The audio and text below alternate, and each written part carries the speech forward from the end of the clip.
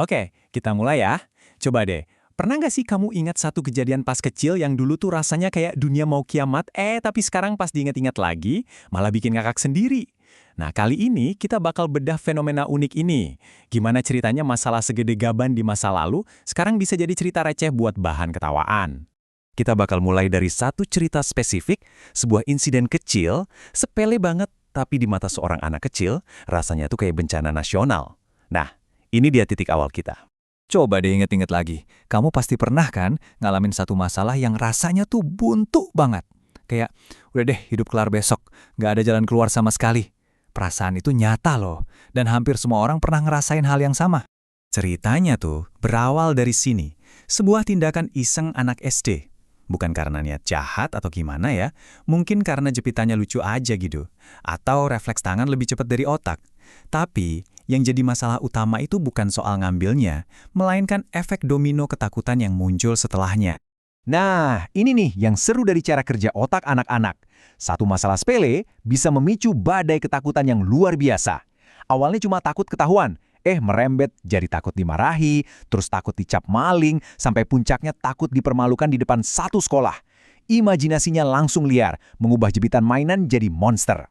Dan inilah puncaknya. Kalimat yang sekarang kalau didengar kedengeran lebay banget ya, tapi waktu itu rasanya benar-benar nyata. Ada ketakutan kalau seluruh masa depan bisa hancur cuma gara-gara satu jepitan mainan dari plastik.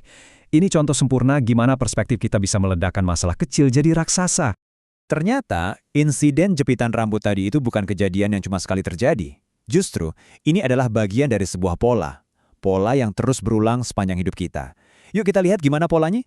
Proses penyusutan masalah ini kelihatan jelas banget seiring kita tumbuh gede. Masalah yang rasanya kayak bencana nasional pas SD, kayak insiden jepitan tadi, beberapa tahun kemudian mungkin malah jadi bahan bercandaan.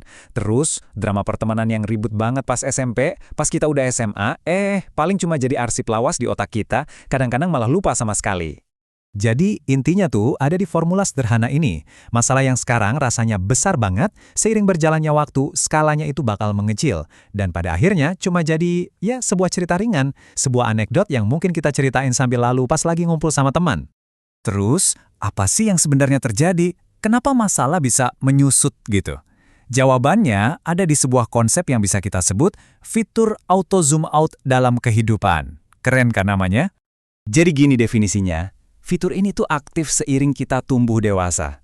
Perspektif kita soal dunia jadi makin luas. Nah, yang perlu diingat, bukan masalahnya yang berubah atau jadi kecil, tapi kitanya yang berubah. Wawasan kita nambah, cara mikir kita jadi lebih matang. Prosesnya bisa kita pecah jadi 3 langkah simpel. Pertama, kita ada di mode fokus dekat. Di sini, masalah kelihatan gede banget dan mendominasi semua pikiran kita. Terus, waktu berjalan, kita belajar hal baru, ngalamin lebih banyak hal, dan cara mikir kita jadi dewasa. Akhirnya, terjadilah zoom out. Tiba-tiba, masalah yang sama tadi kelihatan jauh lebih kecil dalam gambaran besar hidup kita. Oke, kita udah belajar konsepnya dari masa lalu. Sekarang, yuk kita tarik ke masa sekarang. Ke masalah yang mungkin lagi bikin kamu pusing hari ini. Coba deh, luangin waktu sebentar. Pikirin satu hal yang lagi bikin kamu cemas, pusing 7 keliling, atau overthinking akhir-akhir ini. Udah?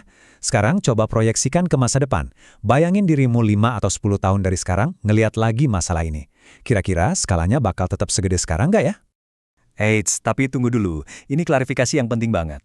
Tujuan dari latihan barusan tuh bukan buat meremehkan atau cuek sama masalah kamu. Masalah nyata ya butuh solusi nyata. Tujuannya adalah untuk menurunkan level kepanikan yang nggak perlu, yang seringnya malah bikin kita nggak bisa mikir jernih buat cari solusi. Nah, disinilah kita perlu misahin 2 hal. Pertama, soal tindakan. Kita harus hadapi masalah yang emang perlu diselesain. Dan kedua, soal perasaan. Kita perlu kasih jeda buat rasa panik yang berlebihan itu. Dengan misahin keduanya, kita bisa mikir jauh lebih jernih. Sekarang, kita sampai di kesimpulan yang mengikat semua obrolan kita dari tadi. Gimana caranya kita bisa pakai pelajaran dari insiden jepitan ini dalam kehidupan kita sebagai orang dewasa? Seringkali, solusi paling manjur di tengah kepanikan itu justru hal yang paling simpel. Berhenti sejenak, tarik napas yang dalam, kasih ruang buat pikiran kita supaya bisa bekerja lebih tenang dan jernih, bebas dari kabut panik yang bikin sesak. Dan ini dia, kalimat saktinya. Sebuah pengingat yang kuat buat diri kita sendiri pas lagi menghadapi masalah besar. Coba deh tanya ke diri sendiri. ini beneran akhir dari segalanya atau jangan-jangan ini cuma jepitan mainan versi dewasa? Sebuah masalah yang sekarang menakutkan tapi suatu hari nanti cuma bakal jadi bahan cerita. Pembahasan kita selesai di sini dengan satu pertanyaan buat kamu bawa pulang. Dengan perspektif baru ini, coba deh identifikasi apa sih jepitan mainan dalam hidupmu saat ini?